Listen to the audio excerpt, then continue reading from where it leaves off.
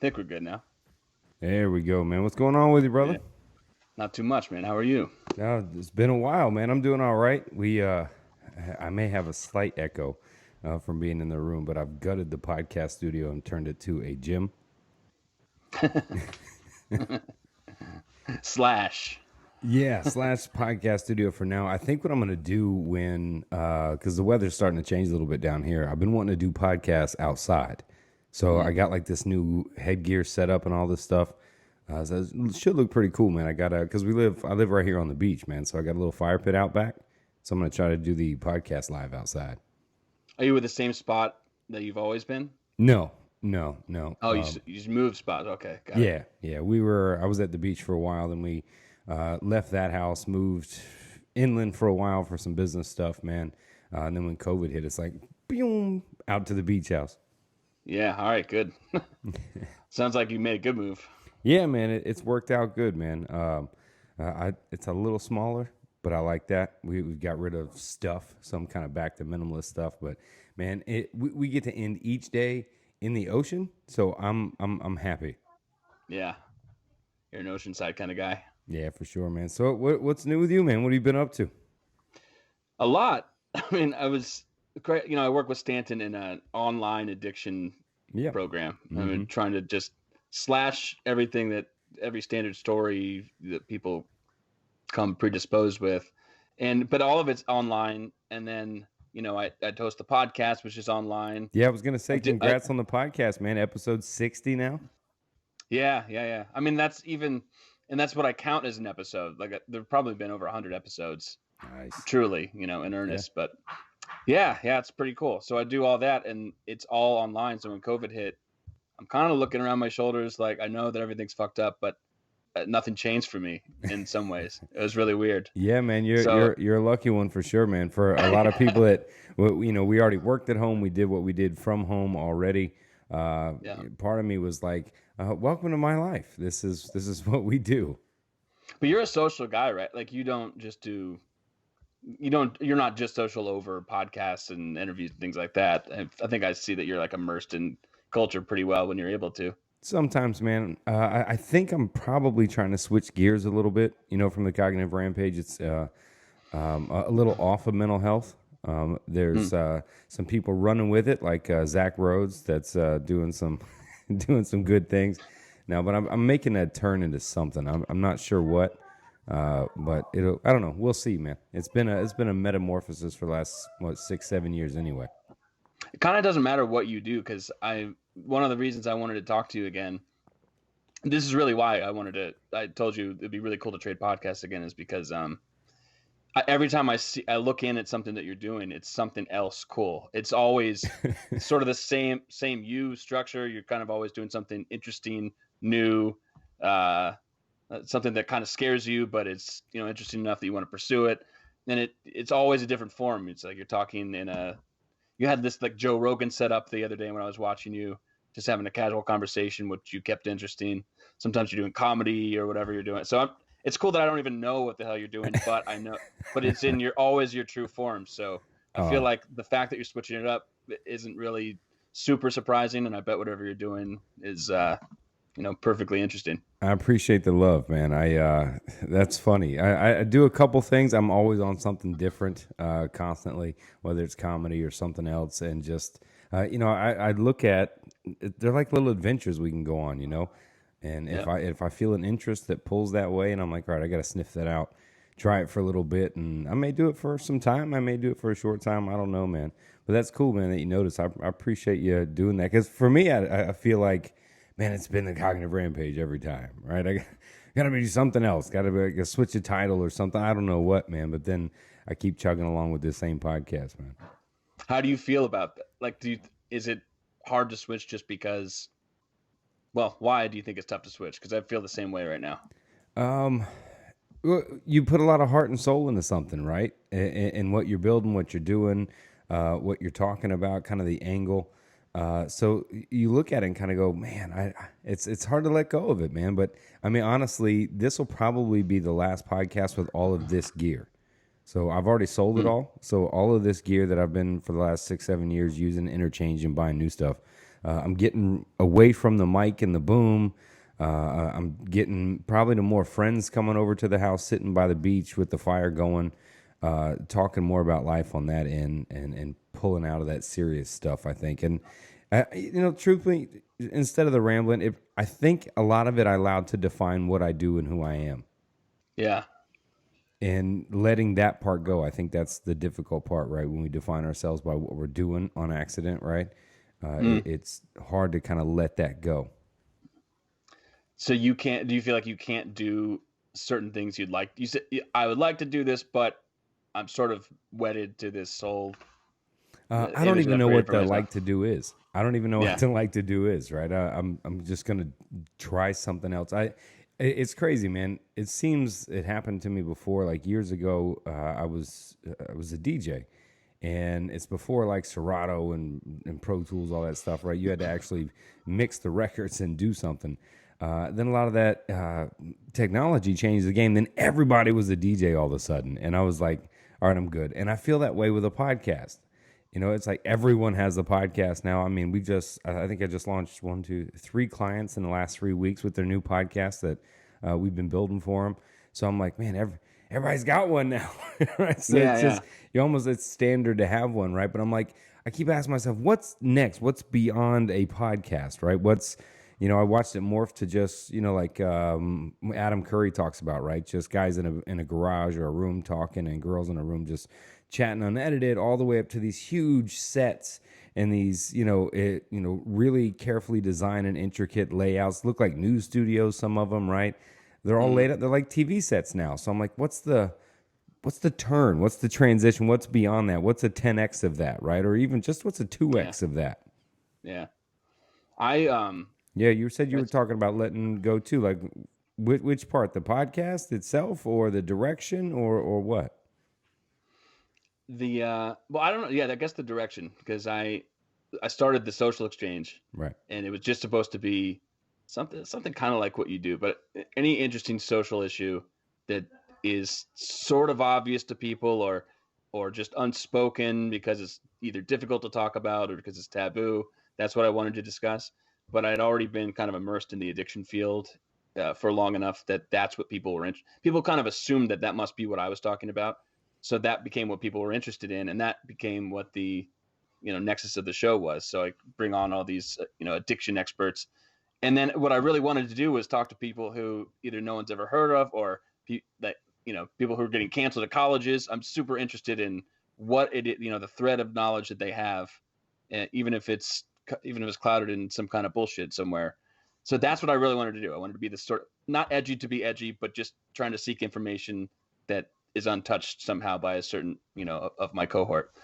And so it got mixed together in some, I've got to read the listeners. But now that I work with Stanton at the Life Process program, I've taken over as CMO of that program.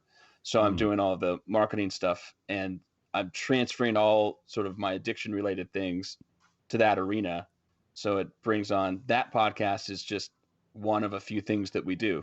Our program is what we put all of our effort into. And then in terms of marketing, instead of marketing, it's sort of I didn't realize Gary Vee was a person until I started talking this way, and then people said, "Oh, you got to watch this guy." So just whoever said, because this is the last time I said this, That's funny. You're just saying what this guy said, and then I watched him, and then it's totally true. You're just better at it. But yeah, I just our marketing is just like, how can we give value to lots of different arenas, and podcasting was one. So then I started thinking about my podcast as that, instead of like putting everything into one single podcast or one single venture. It's how do I, use that as leverage to do something bigger. And so I think I'm sort of married to, I would like to start something different. Every time I have an idea, I would like to start building something around it, but it's hard to let go of, a certain amount of listeners, a familiar title. It's scary for me to start new. Yeah, and what we do, right? I mean, you're immersed in addiction, right? The book you guys just put out, the program you're running.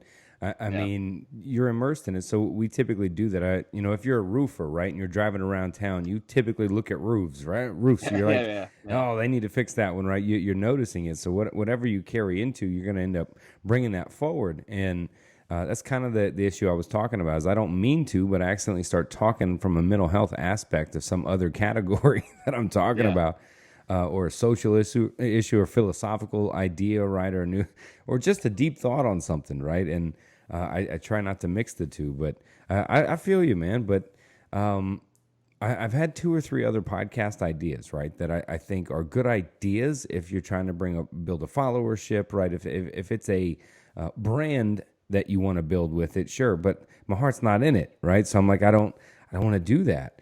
And Right. so I try to look at what I do sometimes more than what I'm thinking. And I'm still doing the cognitive rampage, right? So I'm like, all right, maybe that's really where I'm at. You want to break out, but stay in it. But I just did it all in the same podcast, right? I just started calling it the LMAO podcast on this same channel, or whatever different segment on the same channel. I've seen people do that with some success. You like comedy, so I don't know if you listen to Tom Segura and like Yeah. those kinds of Rogan Friends kind of comics. He does what's the podcast he does with Your Mom's House? Yeah, Your Mom's podcast, House. and they do everything they do on there with all the comedians are under that name, and they have their own podcast. So I've thought about doing that. That's probably not a bad way to go. Yeah, just throwing it on, but it's all right. But I'm really immersed in this comedy thing right now. I want to get the club back open, and get back into that. So wait. So I just read this. You own a club. You own a comedy club. Yeah, we did. We had a comedy club. It was called the Mellow Monkey. We opened. It's crazy. It was like October last year, a little bit before that, and we were killing it, man. It was fun. We were packing the house. It was like that old school New York kind of cellar vibe feel. It was fun, man. The comics were doing great. It was a blast, and we were looking at the second location and re-signing the lease around March.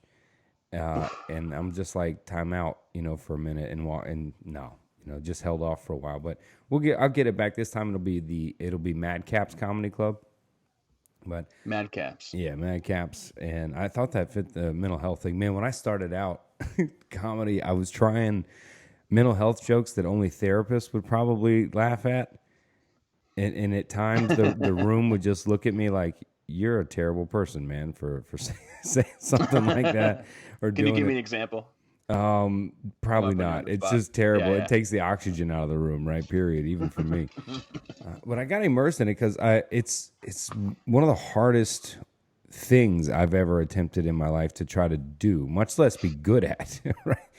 So I get fascinated by the challenge of is that difficult? And this is gonna sound crazy. I'm somewhat bored with the standard format of the podcast. It's typically the same guests, typically in one of 7 genres, right, that you want to learn about. And there's about 7 to 25 guests per that in each.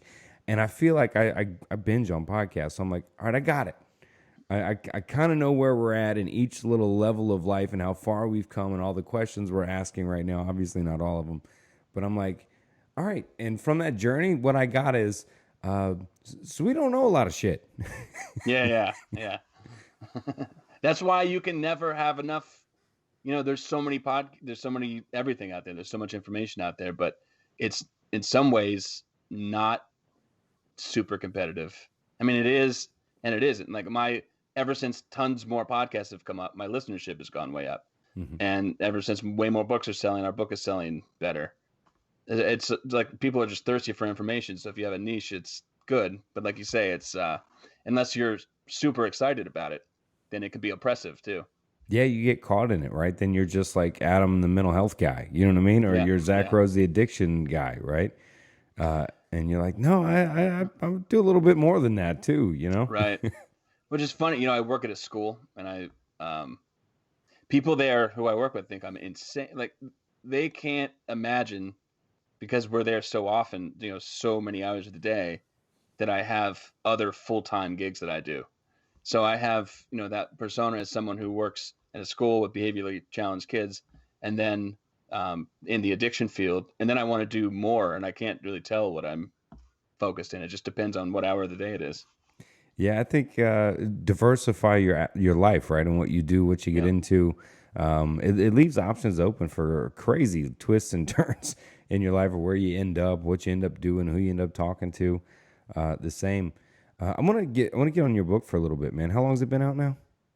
For a year, and I'm working Yeah. on the audiobook right now. All right. Yeah, me too. I've been working on that for about 4 years now. Man, I've been recording it, but man, it's a pain. It's tedious. So I bet, knowing how you do things, I bet yours will sound really good. Whenever it's out, it'll sound great. Mine is, and maybe it's just because I'm the one reading it and recording it, I can just tell all the little blemishes. But that was kind of the part that makes it take so long. I thought as soon as it publishes, then I have this cadence where I'll just, in a couple months, I'll have this audiobook ready for him to publish, and it just doesn't work that way. I mean, it didn't for me. I didn't have a studio with somebody else recording that I could just walk into, but anyway, yeah, it's been out. It's been out since last May 2019. Well, I love the approach, and especially I love the title too, right? The turn away from the disease model, man. I think you and I probably started talking on that level about that topic when we ever first somehow made contact. I don't even remember. But any kind of pushback on something with a title like that? Tons, yeah. Tell me about it. Sometimes that's one of those things that's like there's so many that I don't know where to start. But sometimes it's just the title. I've had people, LinkedIn, if anyone's on there, it's ostensibly a lot of professionals, right? And so mental health professionals who see that I'll publish an article on LinkedIn and people will write to me and say, well, I can't take anyone seriously who talks about addiction as something you can outgrow, or who puts disease in quotations. But the more serious pushback is people who are really wedded to the disease model, not just because they think it's nifty sounding, but because they truly, truly believe that that has to be what it is. And those conversations, that kind of pushback, of course I disagree with it because I wrote a whole book about why it's not true, but it's been the most interesting kind of conversations that I've had with people who, I've met people in places in the U.S. that I hadn't thought enough about. Probably, I'd thought a lot about people in inner cities, and I visited those areas, but I hadn't thought too much about people in, say, Northwest Tennessee or something like that, where it's lower class, uneducated, middle-aged white guys who are dying of mixed, drug fatalities, who once they get a little bit of help there and it's called a disease, and that's, as you know, the way that to be able to bill for something or to be able to fit something into a medical billing code, well, you have to call it a disease. And those people who feel like they're saved are saved because there's some name that has been given to their condition. And so those are the people, however intelligent otherwise, who push back and have some sort of reason to, because it's their livelihood. And some people will even say, I forget who I was talking to about this, but they'll say, and maybe not these words, but all right, so I guess what you're saying makes sense, but look, I believe it's a disease and I have to believe it because that's kind of like load bearing. If I don't believe it, then everything kind of caves in on me. What do I have?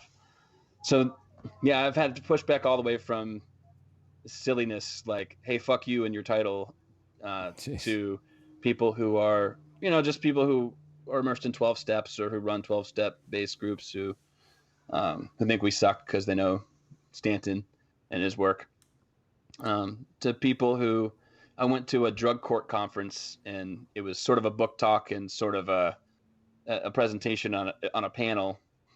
And, there were people there who really liked everything that I was saying, but who still couldn't wrap their minds around the idea that it's possible that addiction could be a serious experience that people have without being a disease. And so once I get into that arena, that's when it got most interesting and the conversations were most fruitful if I had the energy for them. Oh, most fruitful. I think I like the approach that you're taking is to get people to at least just think about it. Could it be or could it not be for a moment, right? Just pondering that. But man, from practitioners where that's driven into you, to the treatment centers, to everybody else, it's all pushed as that model, man. And that is a cognitive dissonance that some people are going to get testy to push. Or even let go. But like you said, being load bearing for so many people is true, because if it's not a disease model, then what's my excuse then, right? What's my excuse for all those times that I relapsed? Or people lose so much if that disease model is questionable, man. I wrote an article about Johan Hari, who's sort of what do you call those pieces? Oh my God, whatever the term is. Anyway, it was about his. It was just sort of a. I got to talk to him a lot about his process for writing his two books. Mm-hmm. And one of the things he said, people said to him all the time, was that calling something like mental health, depression, a disease, or calling addiction a disease, was like having a rabid dog on a leash. You know, it's like a problem that is not perfect, but at least it's holding it stable in some capacity. Mm. No. That's a decent explanation, right? It does hold it there for a little bit. But I think people forget about like what the recovery rates really are with the standardized treatment, what the numbers are that are really getting help that aren't back residually, that aren't coming back over and over and over again. And say, well, hey, it's working. It might work for that 10% or 20%. That's a beautiful thing.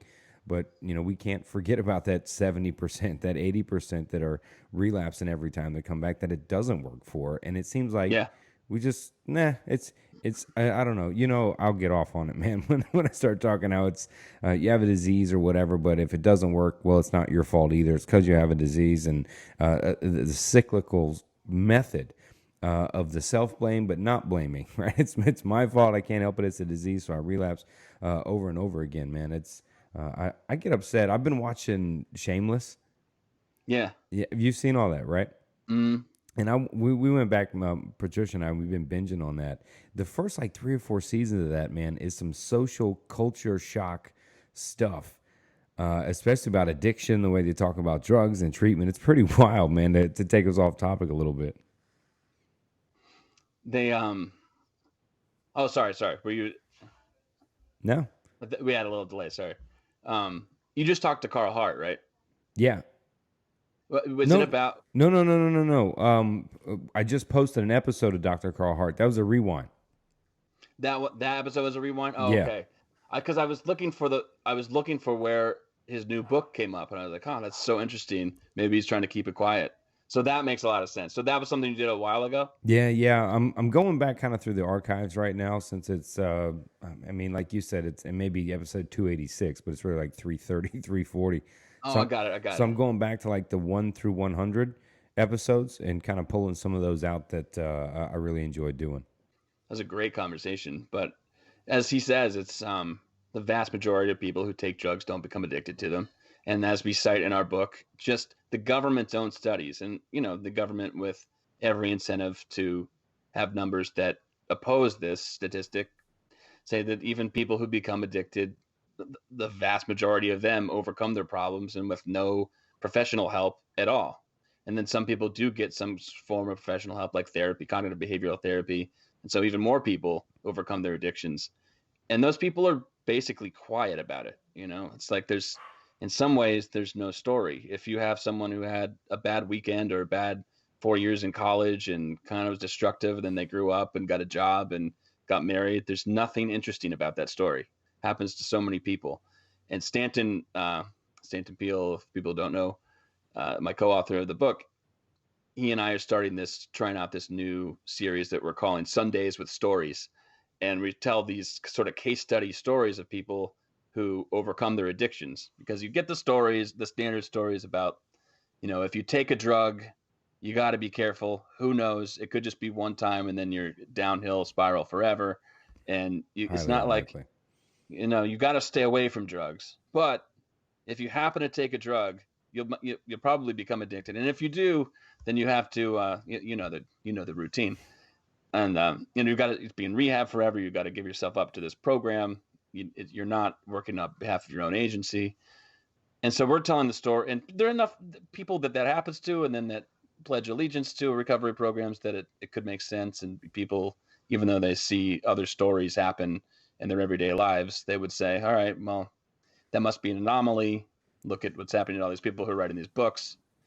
And so we're telling the story of celebrities that people know, people who you can track back to their earlier existence, like Drew Barrymore. And she had a psychiatrist that told everyone, you know, she's a drug addict at whatever, 12 years old.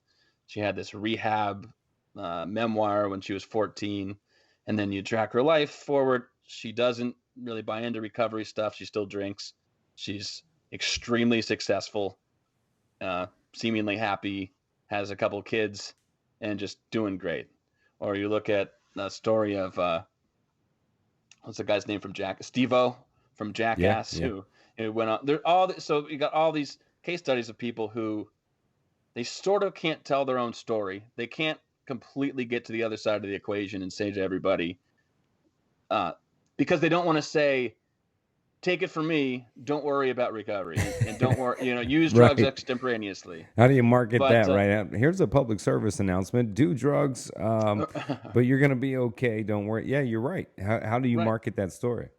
because the idea there is that they did drugs in an unhealthy way, and so a better idea, it would take a responsible person like Carl Hart, who's writing a new book, Drug Use for Grown-ups, um, who would say, all right, maybe it's the case that people will rely, if they take drugs, they're going to rely on them for some source of gratification that they feel like they can't get in other ways, and that's going to lead to something troubling. But you know people can take drugs and they can figure out other interesting parts of their life, and they can get past any problems they might have with them. And actually, most people who take them, it's going to be fine. Just let's be honest about it, and instead of making it this weird, you know, that you can never touch one. It's got this weird allure to it. It's It's putting still that drugs in some sort of 1980s just say no dare campaign idea, right? Once you're right. in it, you use it, it's over. You're addicted. We all know that's not true. But for the mass majority, they don't know that. They don't believe that to be so. Like you said, the stories that come out, you don't see a TV show on the person that is like, um, got a little messed up or used it for a little bit, turned his life around in a year or so, and never went back, didn't go to AA meetings. That was one of the biggest arguments I had when I went back to counseling. I went back to try it just to see last year because I had left Mm, it years ago. So I'm like, I'm gonna go back. Let me get in there. Had a great position. It was good. I made it barely 3 months, and I had an argument as their corporate teacher had come down and was teaching us and everybody else the disease model and why it is. And man, as I started firing questions back, one of those questions to her was, "Hey, look, I'd done coke. I done coke pretty hardcore for about a year or two when I was in the nightclub business, and especially when I was selling it, and maybe every day, maybe not. I don't know, but my life certainly didn't fall apart.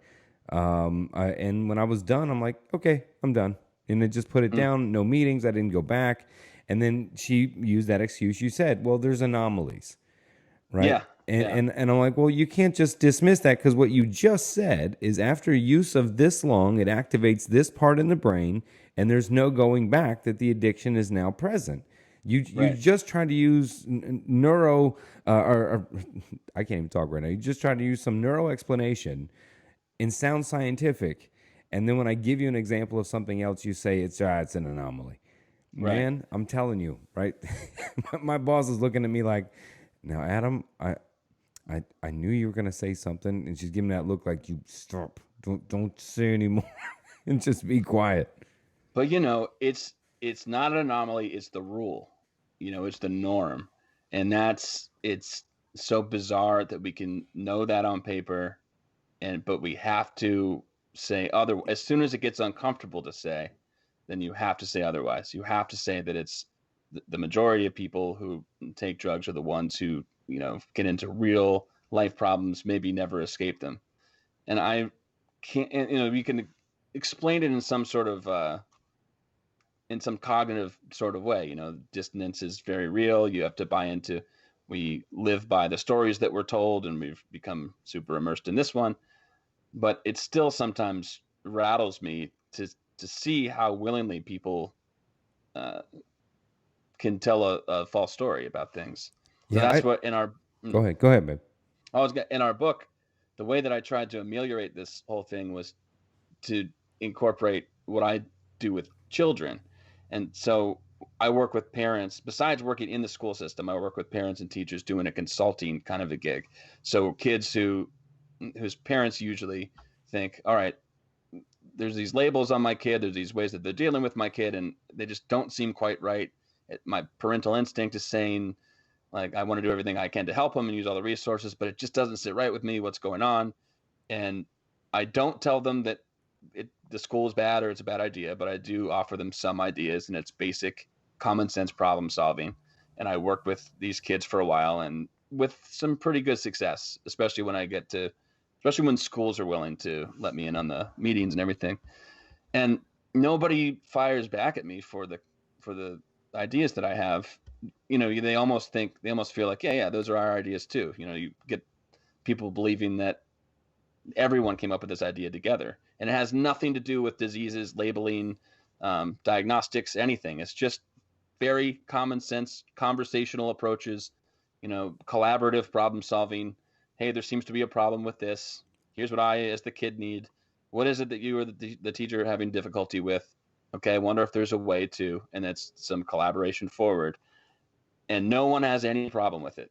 But if I were to come in on a different angle and say, I don't think it's a good idea to label these kids, and I don't think your IEPs, your 504 plans for these kids are great ideas. How about this other way? It's not based in diagnostics; it's based in common sense. People, right out off the bat would say, "Oh, we can't do that. That's silly. That's ridiculous." So it's too easy. It's easier for me, I think, to take that approach and sort of dismiss tacitly all the labeling that comes with child rearing in schools for some reason, than it is for someone like, say, Stanton to try to buck the entire American addiction system. And so I thought, all right, so I'll just nest my approach with kids into this book, and we'll talk about how this exact same approach that when readers are reading this should have no problem with. They might have some questions, but really no one's going to say, hey, what are you doing to those kids? Because it's just kind of common sense. And hopefully everyone who's reading it would actually say, well, yeah, obviously.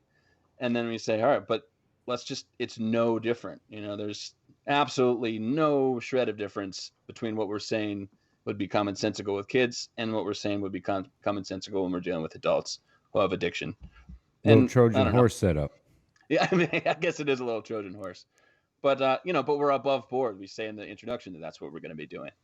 And so, why don't you ride along with us? I think people, when you're that far down, right? When you're in it that hard, right? When life has got you bottom rail, you want anything to be the answer, right? And anything. Yeah. Sometimes people, have experienced things. They go to hospitals, right? They want something to be wrong, right? I know I've experienced anxiety so bad once. I was like, please let there something be medically wrong, right? So I think when people are in the dark of it like that, they want something so badly, right, to change their lives, to get better, to something that they grasp on to something and believe it and go, okay, this has got to be the answer. They figured it out. It's a disease model. I mean, there's movies, TV shows, Shameless. They all pitch it, right? The whole AA approach, which is non-scientific, in all these ways, right? So let's argue the other side, right, for it. So let's be devil's advocate that.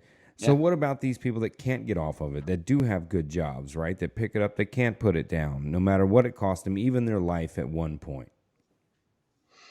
I've never met a person in my life who hasn't had some kind of difficulty like that, who says to me, I just can't seem to kick this habit, that isn't lacking in some dimension of their lives that make a typically thriving human life. So whether that's just connection with other people, a sense, of self-worth, kind of a Maslow's hierarchy kind of approach, right? If they're missing something in that basic setup. Yeah, and people are so different. And there's this idea that our life process program. All right, we think about 8 sort of dimensions of the lifespan, and then break those into different and things like value. What's your value set, and are you living them?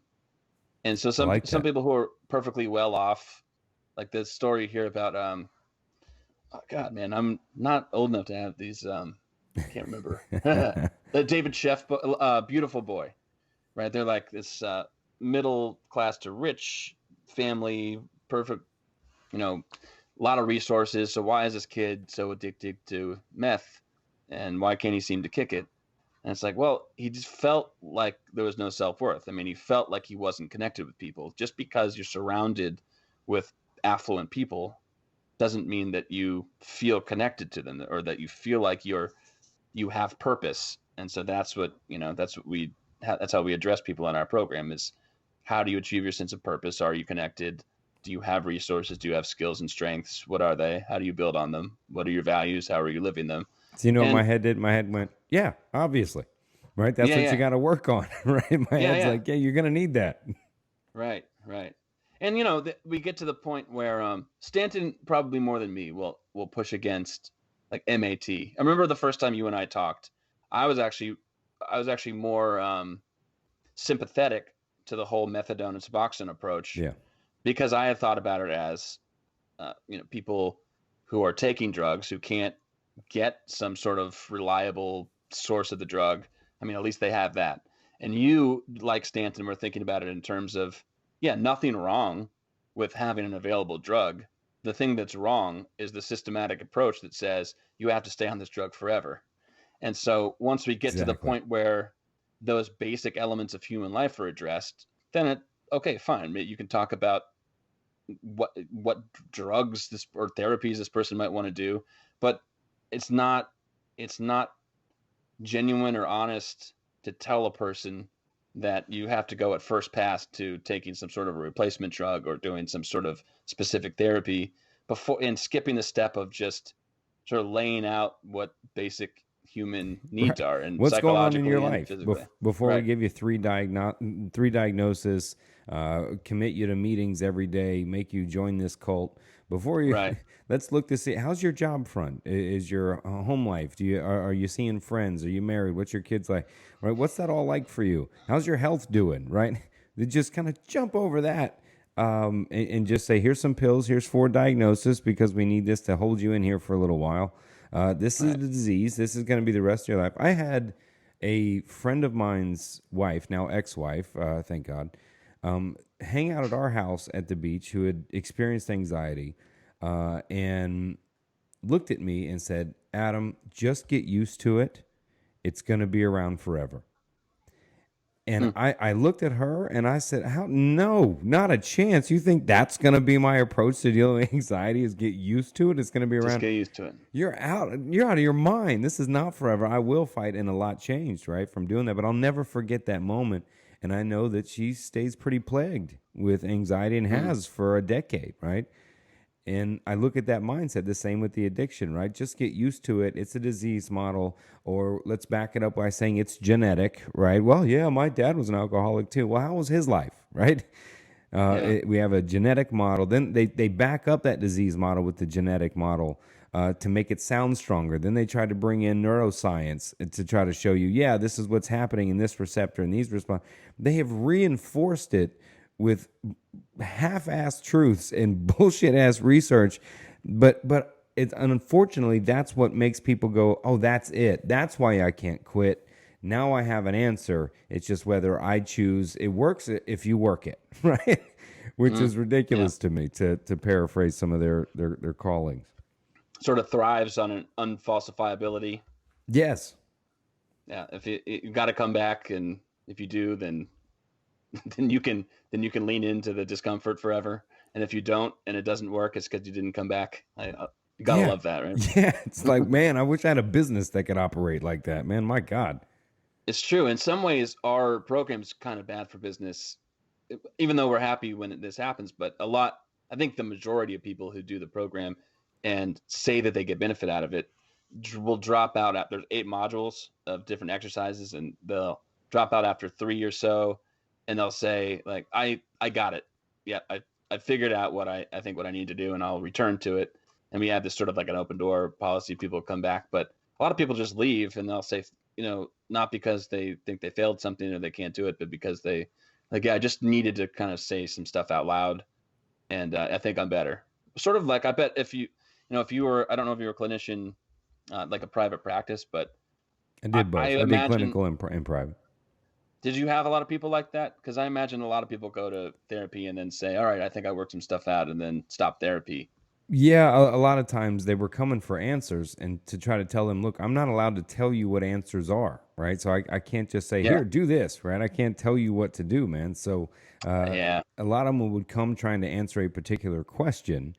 And then when they thought that they had answered that question on their own, not by me saying, yes, you've answered it, that's when I'd see them disappear, right? The addiction part, I would say most of the people in the treatment centers that I was in were if there's how many baselines in the life in your process program. So in that baseline, how many? What is it? 5 categories, 6 categories, something like that. Yeah, maybe 8 different of kinds of addictions. Is that what you mean? No, no, like social issues, right? Or they have some biological issues, right? Some things that aren't right in their life, right? Oh, And right, right. right. Yeah. So if say there's 8 of them, right, and that you got to work on and focus on, nearly half, if not more than that, were in serious disarray. You know, as they were coming through there to speak to the power of the program that you guys have put together. But again, it skipped over that. But yeah, I just there were a couple reasons, man, that I stopped doing therapy. I didn't like some of the new APA orders that were coming down. Some of the stuff that we were backing up. I was working with a client privately who was a 14-year-old who wanted to transition. Her parents were a little distraught. She had friends that were sort of in that group too, experiencing those things. I didn't want to tap right in and support it and say, okay, yes, this parents, you get on track, right? You know, it was a delicate process, right? But the overseers and that social, it was community mental health counseling. So the overseers of that were pushing me to do that. And eventually took that client from me because I wouldn't push what was sort of coming down from the APA really in orders on back end. And some of that changing, I wanted to walk away from, man. And, you know, I brought my work home with me too, though. You know, I'd bring it home and think about it and want to help the people as much as I could. I'd be Mm. invested. So it's not to mention 1,000 other reasons why you don't want to be a therapist besides terrible pay, overworked hours, notes you can't keep up on, bullshit notes that you have to take to make the brass happy Yeah. while the insurance is happy, and walk that fine line of horseshit and truth of what's happening. And no, couldn't do that.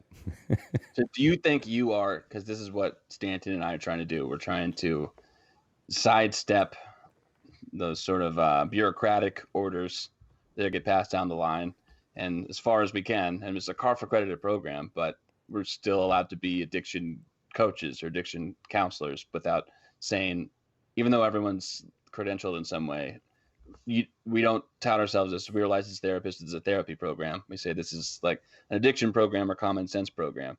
And I really feel like we can get, especially with the power of YouTube, social media, there's certain ways you can get common sense across without having to, acquiesce to the standard channels. Yeah, I back it up feel like with some that's real what you're trying to neuroscience. Show somebody a picture of a brain and this activates, and then then back it up with something. Then be like, oh, well, since the neuroscience says that, it's probably true, right? do. Yeah, In some model, man. You know, I gotta imagine that's pretty difficult, right? Trying to open up a program or run a program, whether that's at a treatment facility, right? What do you call that, right? How do you certify that? How do you license that if you're not going to go by the insurance press disease model, right? If you're not going to follow the standard of that treatment, um, are you even allowed to open, right? Can you even? What do you do? yeah. You got to go on reputation, I think. Hmm. And Yeah. I mean, maybe we'll just fall on our faces and it won't. We can't scale it as much as we want to, but hopefully I'm wrong about that.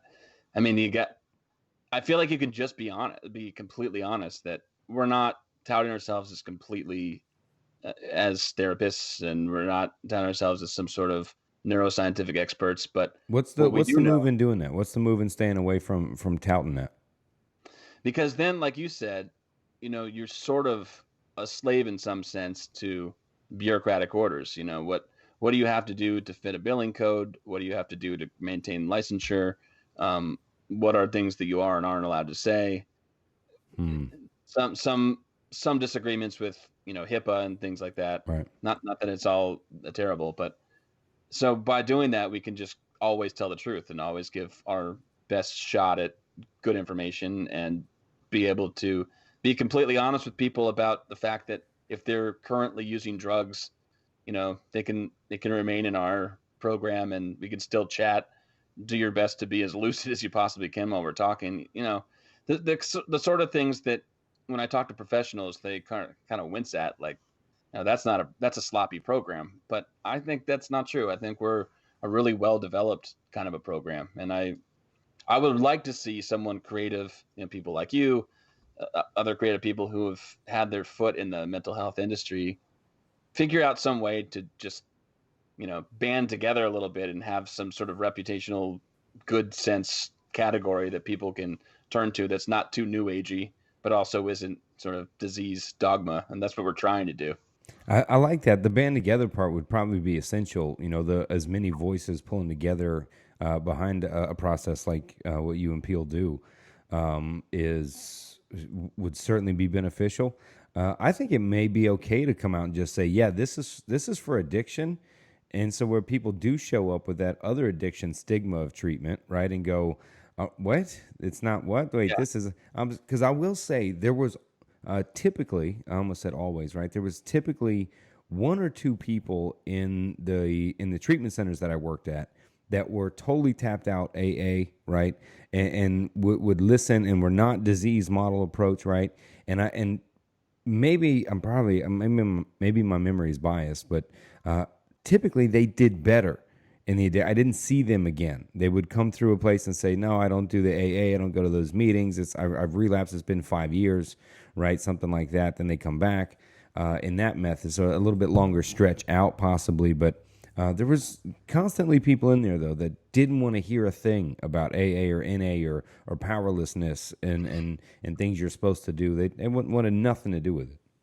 Yeah, I mean, and that's what I'm saying, is that pool of people that have so many people know that there's something not quite right about it. I just know it, because so many people overcome addictions on their own. So I believe that, possibly a majority of people, even if they've bought into some sort of half truths of addiction recovery and standard stories before, that they know something's weird about it and maybe can't place it, or maybe feel like they can't talk about it. So Or maybe that's it a works for them, right? Or maybe it's some working for degree. them.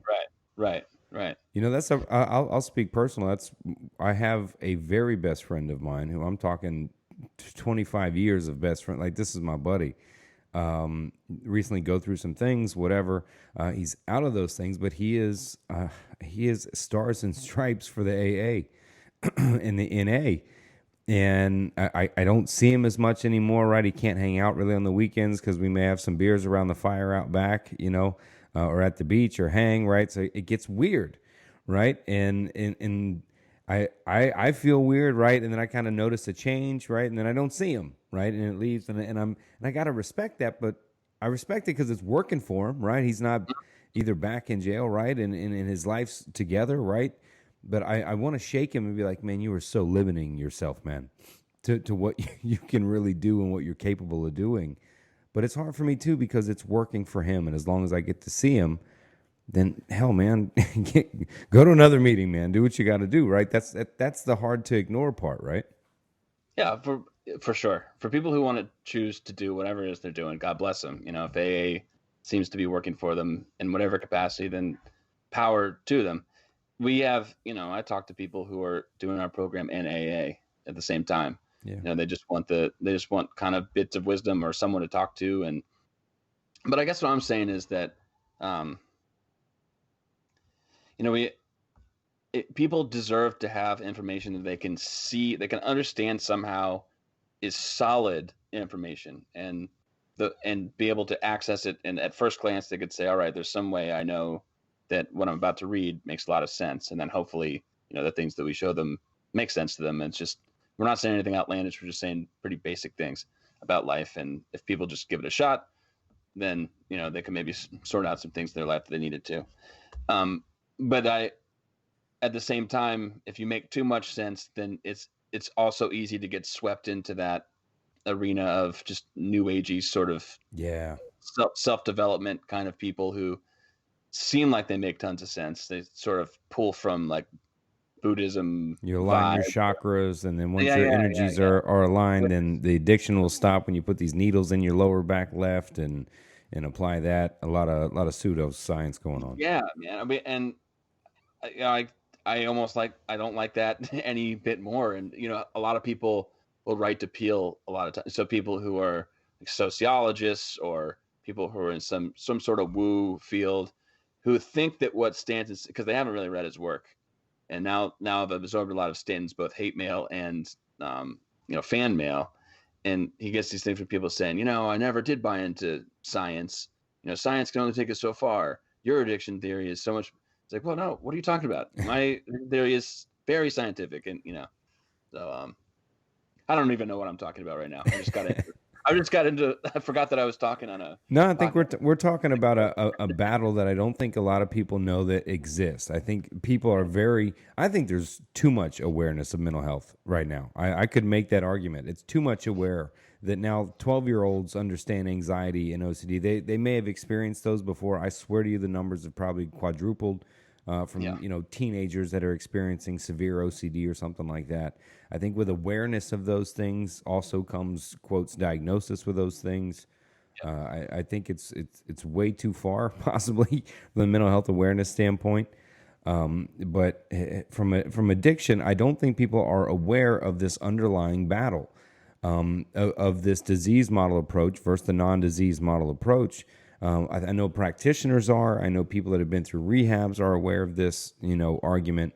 But this argument, Peel has been, I've referenced on the podcast a couple of times that Stanton has, been fighting this, one of the first ones to be fighting against this, and for the longest. I mean, he's a veteran out there, man, and changing something, right? And on such a common sense level. But I think that argument is hidden, that, the disease model, it's kept out of any talk whatsoever from an addiction treatment facility.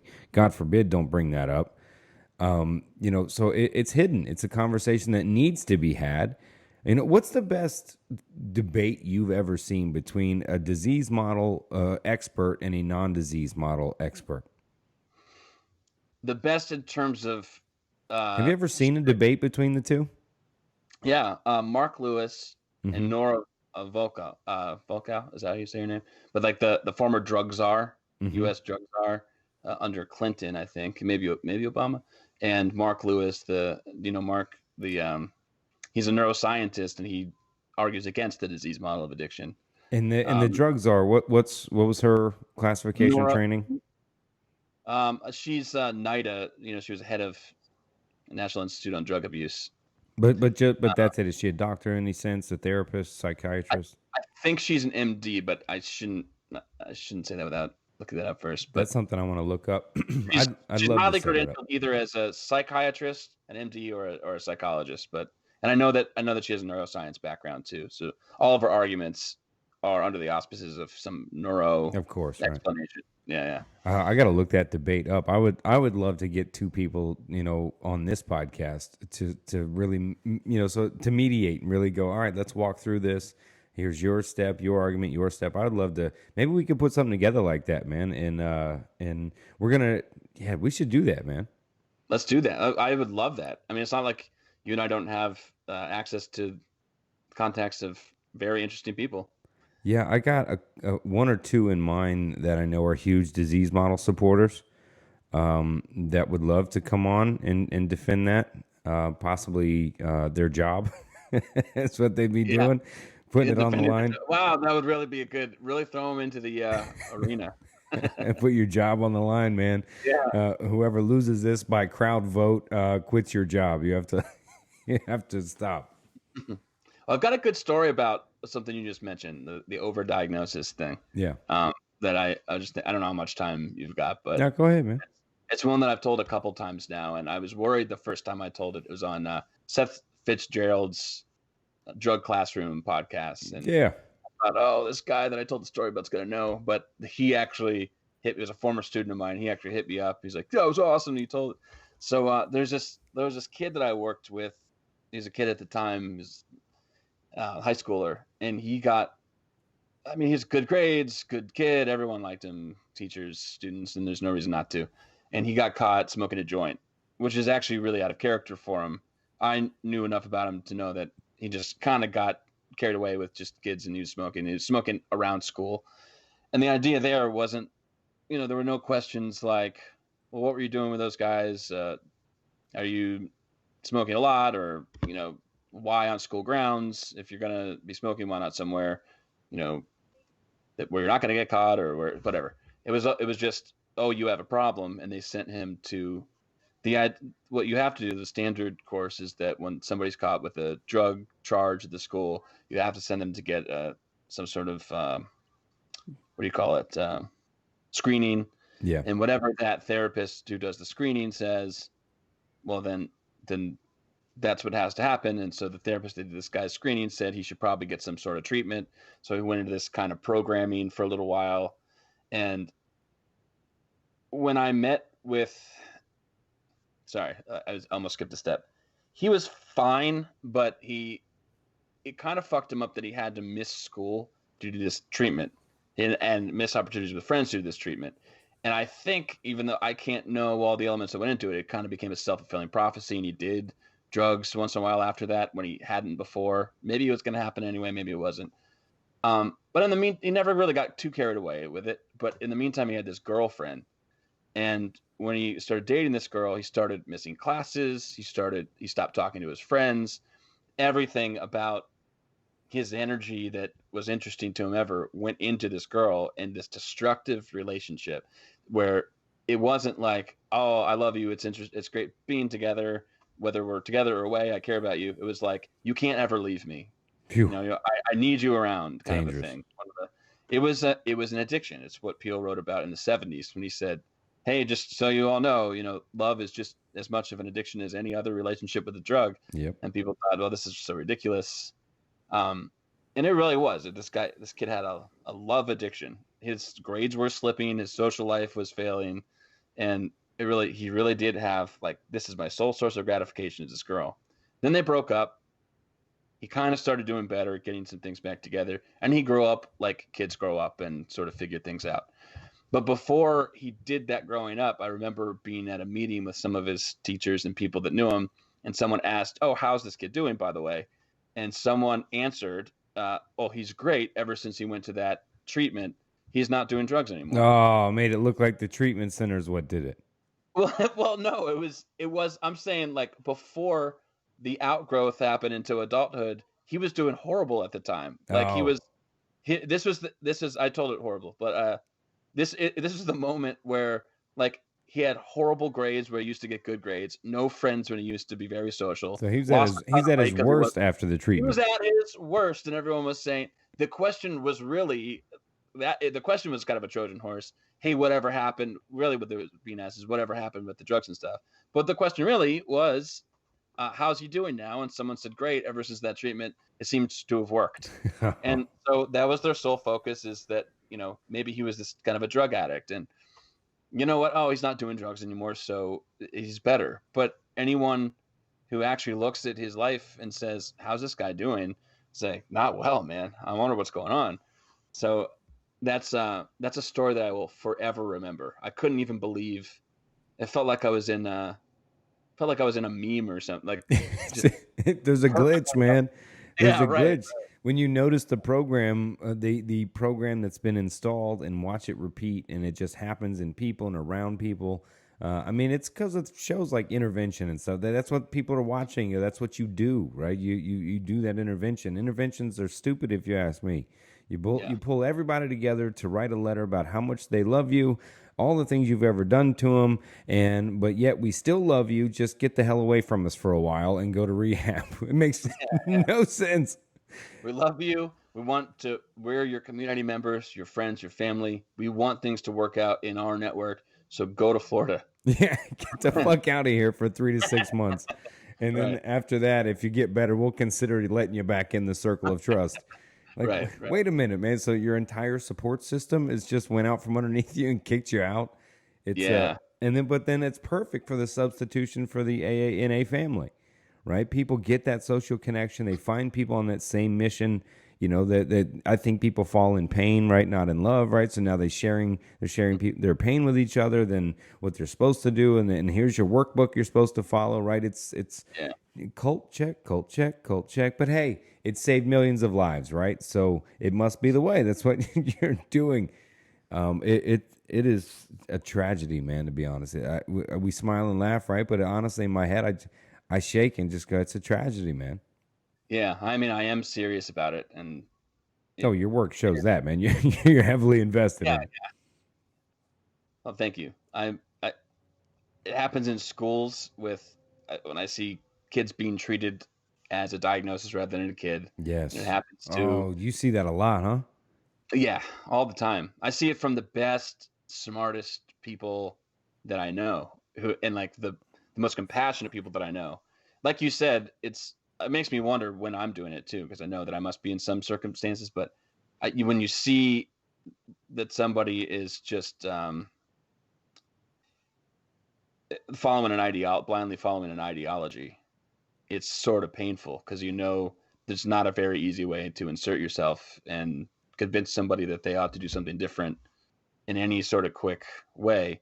Yeah. So in one sense, if I'm working in a school with kids on behavior, then I'm working with the kid to thrive within that community. And I'm also trying to work with the community to get them to see things at a more practical level. And then I'm also trying to think about myself as, what are my blind spots? Because if that's happening to these other amazingly intelligent, compassionate people, there's something that I'm doing for sure that's incorrect, but I believe wholeheartedly.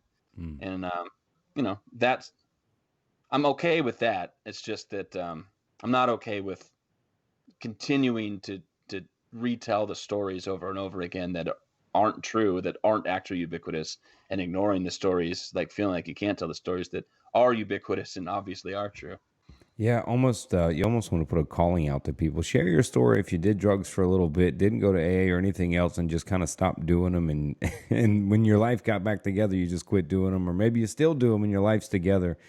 Speak out to kind of to take that stigma away. It's hard because those that have lost somebody to addiction or have had a family member, right? You hear them the loudest, right? Because they've lost it, Yeah. they're in the most pain, and those people are hard to argue with because they're like, I lost my brother to this. There was some stupid series that a friend of mine has said. It was actually my sister-in-law said, Adam, start listening to this podcast. I'd like to hear what you think about it. It was an NPR podcast. I wouldn't remember the name of it, but I can't blow it up. But I made it maybe 3 episodes in before I about threw the phone one night laying there listening to it. About how now she learned why it was a disease, and I felt bad for her because she lost her brother on this show. But for her, it gave her the answer. It was a disease. That's why he couldn't stop, right? Yeah, And yeah. that answer gives people comfort. So I already argue with someone that's lost somebody to it that gets comfort from that answer. And there's nothing I could do. He couldn't do anything. We couldn't do anything. No one could have done anything. And it gives that comfort. That is a delicate argument. You could create the podcast, like you could call it No Story or something like that, and you could have people on who are talking about their experiences and their destruction, but they kind of grew out of it. And you could have 100,000 of those stories compared to one story of someone losing their brother or sister or child. And you're right, there's something that doesn't quite hold up to it because you can have, those stories about someone losing a loved one with all of the standard bromides built into them are treated like they're news stories, like they're or scientific papers or something, like all built into one. And so you're right. Like even with me, I had a heroin addiction. Anyone who knew me during that time of my life would certainly say that it was a heroin addiction. But Yeah. I get hit up all the time with, well, you had resources. Well, you didn't have a real addiction. And it's like, yes, I had resources, and whatever addiction is, if the word means anything, I certainly had it. I certainly experienced it. But you can't. Yeah, you tell the truth a Look, trillion. Zach, you're an anomaly. Okay, you're an anomaly. Okay, Zach. But the anomaly meme would hold consistent. It seems even if you layered story upon story. Yeah. I think it would hold. Why do you think it's so invested? Has it been sold that well? I mean, were they first to the table? Like what? Why do you think it's holding so hard? Yeah, I think everything you just said, but there is that sense of, as you were talking about going to the doctor and making sure you have some sort of diagnosis so you can walk away feeling comfortable. That's sort of an emotionally settled feeling you get when you get some sort of I know I'm sick with something, and you don't actually want to go to the doctor and say, "Oh, we don't know what's wrong with you. Come back if you skip having this," because then you go home with that anxiety. So I do believe that if you have an answer built in already in like a template stamped out into your story, then it's kind of nice for a listener of a story. And like you said, it's, the emotional salience behind losing someone makes good news stories and makes just good stories and draws in a lot of compassion, as it should.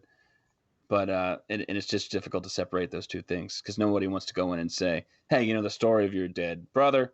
Well, fuck that guy. Yeah, It's yeah. just it's very very difficult to Dude, the to whole argue. podcast, man, it was just episode 1, like her relationship with him. Episode 2, his life, what it was day in and day out, the shirt he used to wear, memories she had, just builds up. So it's someone's life. I'm captivated by it. But towards the 4 or 5 episodes in, and she's just like, now I know. Then the next episode was another story of somebody that had died. They're telling OD stories, and it started to be like a AANA meeting on steroids for a podcast, sharing those stories. But I don't know, man. I think when it boils down to it, it's also one of the reasons I stopped being a therapist. When it comes down to it, yes, therapists help, books help, the resources help, but at the end of the day, it's up to that person, right? Not the therapist in front of them that's giving them resources. You can find resources without having a therapist, right? If you really want to change your life, I mean, from your system, right? From yours and Stanton's system, all the books that he's published, your guys' new books, right? My book, 1,000 other books that speak opposite, right? That you can find it. It's ultimately up to you as that person. To ask those questions and to ask yourself, all right, is there a different way? Is there something else? Is this it in the end? And so for me, I think I lost a purpose in it when I kind of came to that resolution where I'm like, at the end, man, it's really up to them, man. Not me or what I do well or what some other therapist does well or what the pill does well, right? At the end, it's up to that person. Absolutely, yeah. It's that's a I always say this slogan. I'm talking about addiction, but it is a tough pill to swallow. Like it's Yeah.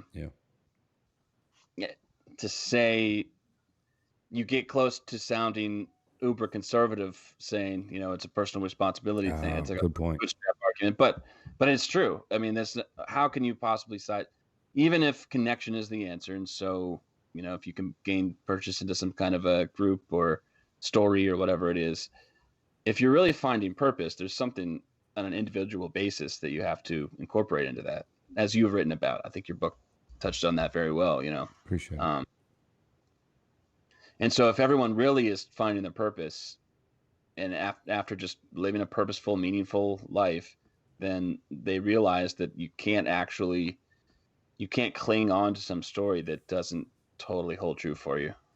Yeah, man. There's going to be some people are finding that out, and maybe it's not as many people as I would like, but I think more and more, the more people who are telling the truth out there, the more people are figuring this out for themselves and able to articulate it a little bit better.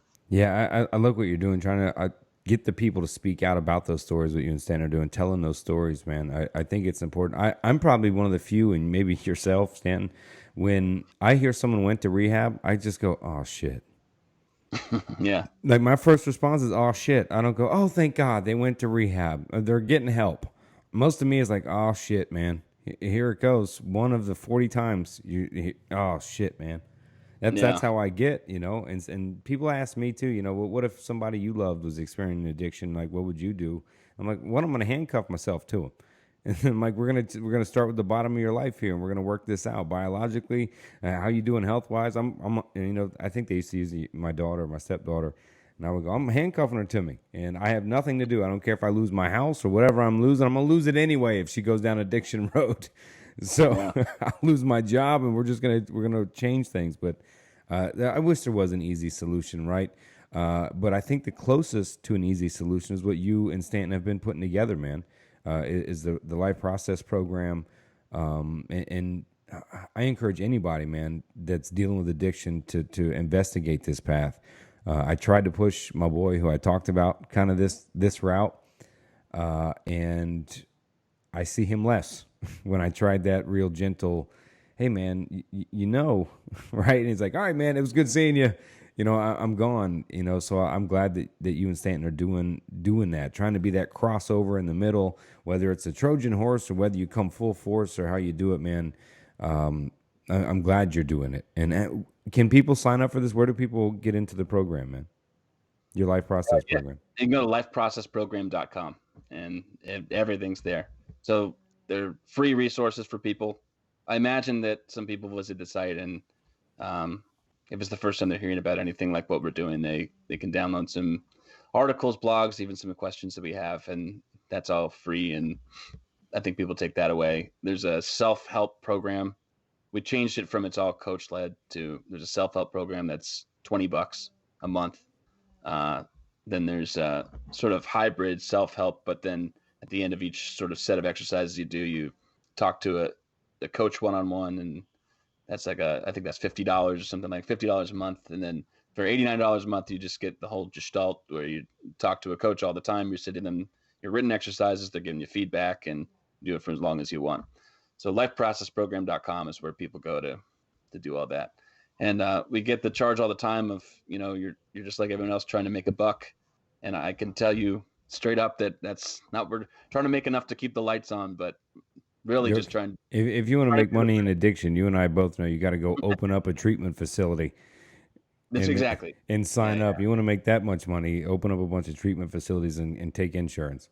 We're doing the best we can to not have to take insurance so that we don't have to apply any labels to anybody. Because, the worst thing that you've probably ever seen or I've ever seen is someone who's talking about themselves in this strange way that, it's not actually themselves. They're labeling themselves because they were told.